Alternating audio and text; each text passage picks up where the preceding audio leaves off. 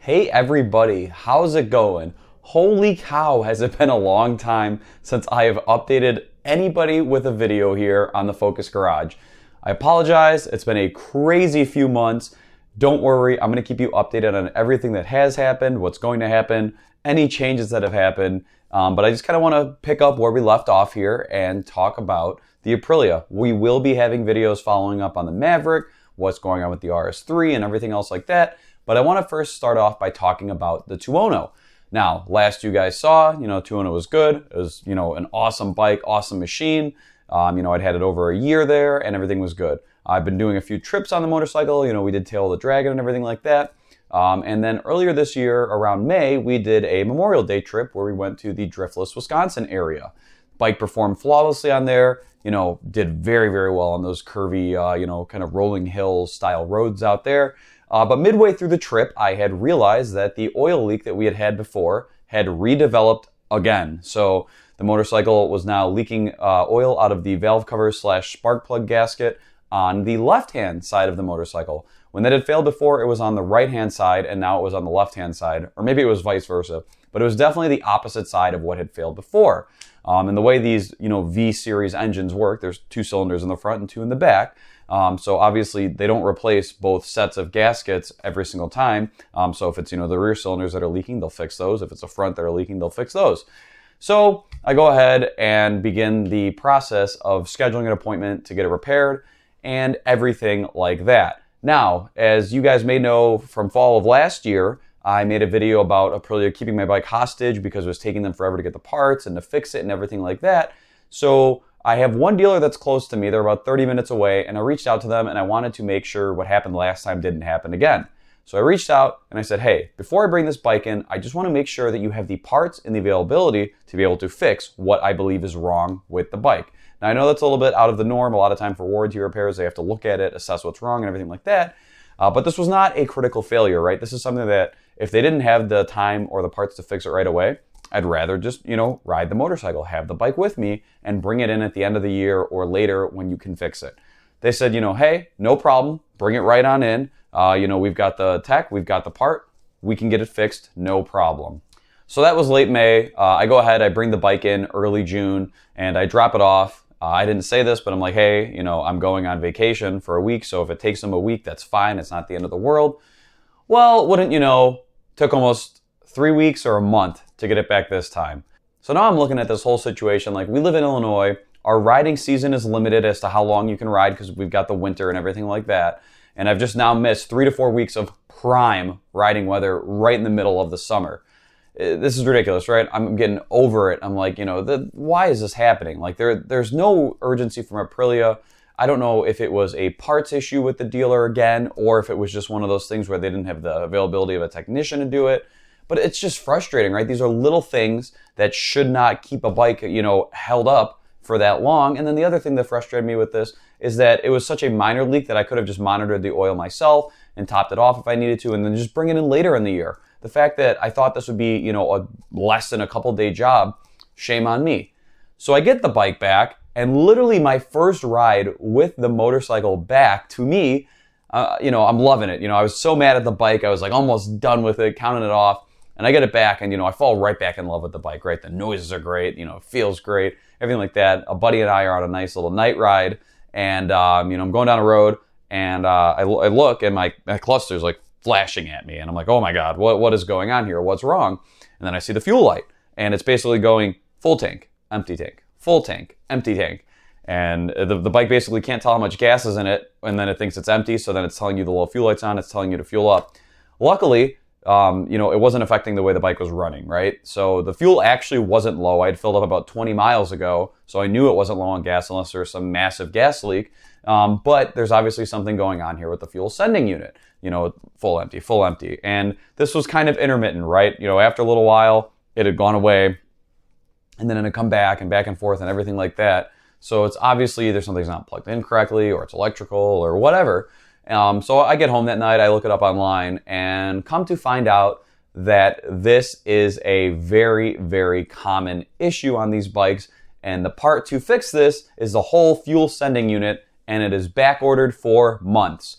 So even if I wanted to bring this into a dealer to get it fixed and to get it resolved, I wouldn't even be able to. The part is back ordered, so it would just be sitting there waiting, or they would have to order the part and then I'd get the bike back and be dealing with this issue the whole entire time. And it was in that moment I had the realization that I just don't want to deal with this anymore, right? Like, it's an amazing bike when it works. That is it. Like, there's an asterisk there. It's an amazing bike when it works as it's supposed to.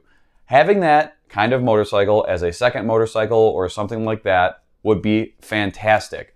But if you live in Illinois and your riding season is limited because of the weather and the temperatures, to have your bike down for months, it's just, there's no reason for it. You can't have that if it's your only motorcycle. And I know a lot of you guys are going to say, oh, well, just ride it or just fix it yourself or whatever. And that's not even the problem, right? So the main thing that I'm getting at here, it's not even the complexity to fix the parts or the cost of the parts themselves. It is simply the availability of these parts. Something simple like a O-ring, diamond-shaped O-ring for these spark plug gaskets, they're unobtainable. They come in small batches in America and they're all gone because everybody needs them. This fuel sending unit, same thing. There are multiple people, and I don't think it's a lot of them, who have this failure. And Aprilia, Piaggio group, has a few of them, and they send them over to America, and they're gone until the next batch gets here. And I mean, if you guys have owned any kind of Italian motorcycle or Italian car before, that's just kind of how they are, right? They're more of like the experience type thing. Whereas when you're dealing with these failures and everything like that, it's kind of like, it is what it is. Deal with it, it'll get it resolved eventually. So it's like, I was coming up on 2 years of owning this motorcycle, and we were coming to a term where the warranty was going to end, and I didn't have an extended warranty. And again, when I first owned this bike, that didn't scare me, right? I'd done a lot of research on these, and I'd seen online that they're pretty mechanically reliable machines, and they are, but it's these little electrical gremlins and these little leaks and little finicky things here and there that really are where the frustration lies. You don't see people throwing rods through the block and blowing these up all the time. That's not something that happens. But you do see people with quick shifter issues, oil leaks, fuel gauge reading problems, these motorcycles running hot, things like that. And it's like trying to get it remedied, especially when, Aprilia has a limited dealership network in America, and when Piaggio, the parent company, doesn't have urgency to help you out. It's just one of those things that the more you dig into it, it's really difficult, and it really just doesn't make sense and make it easier for you to own that motorcycle. So the gears in my head start turning, and I'm like, okay, like, if I really am going to replace this motorcycle, what am I going to replace it with, right? Like, I've gotten very, very used to this bolt-on bike with a tune that makes anywhere from like 170 to 180 horsepower, the rawness of a V4, the torque, but I can also sport tour on this bike. I've got my luggage set up. It's a little bit uncomfortable. It's not like uncomfortable, but it's a naked bike, but way on the aggressive side of naked bikes. Your arms are kind of low, your legs are kind of high. But I don't want a bagger. I don't really want, to compromise backwards with something like power or something like that. So it's like, I fall down the rabbit hole of looking, what would I replace this with? And, there's like the H2 Touring and the S1000 Single R, or you have the BMW XR. And there's all these different bikes out there where it's like, you can get something kind of similar, but not quite exactly the same. There's the MT10, the KTM, the other Hyper Nakeds. But it's like, I don't want to move backwards, right? And that was the same exact situation I was in almost 2 years ago exactly when I got rid of the FZ1. I was used to the power, but I wanted to get more technology. So that's kind of, where I moved into a bike that had an IMU, ABS, traction control, ride modes, all those things. But now here I am like almost at the top of the Hyper Naked chain, not knowing where to go next, right? I don't want to get a KTM because I'm already over, the reliability and things like that of having an Aprilia, and KTM is even worse as the way I understand it. And I just don't want to do that, right? So what I am alluding to is the Aprilia is gone. I sold it. I traded it in, and I'm going to make another video going over what I bought, what's been done to it, kind of my thought process as to why I bought what I got, and just the way that all worked out. So I just wanted to kind of give you a little bit of an update on the motorcycle side of things here. We had the Aprilia, fantastic motorcycle. I love that thing. I put almost 10,000 miles on that bike in the 2 years that I've owned it. And that's really, really high for these Aprilia pages. I mean, a lot of these people treat these bikes like the boutique bikes the way they are, and they ride to and from their, car shows and their, coffee days. Whereas like I did like 2,500 mile trips on this thing. I would ride this bike for, 300 to 500 miles at a time. I rode it how it was meant to be ridden, and it never gave me any really huge mechanical failures. It was just those two little leaks, and then that fuel pump sending unit thing with the fuel gauge not reading properly. But it's enough where I was able to get a taste of the bike and just kind of foresee into long-term ownership and realize that if this was going to be my only bike, it's not something that I want to have to deal with all of the time. So that bike is gone. I didn't even try to list it privately because I don't want a ton of squids coming to my house and then beating on my bike or risk crashing it. And it's hard to ask for cash in hand for a bike that expensive for people to come test ride.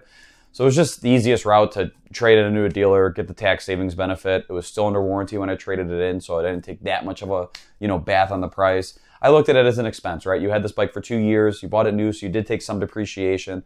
But in the same sense, you're also getting rid of it before it depreciates even more. It was just the easiest way. Trust me, I really, really looked into it, and that's what made the most sense for me. So the Aprilia is gone. I want you guys to drop it in the comments down below what you think we replace this motorcycle with. And if all goes well, there should be a video in a respectable amount of time up next telling you what I replaced the Aprilia with. So be sure to check that one out.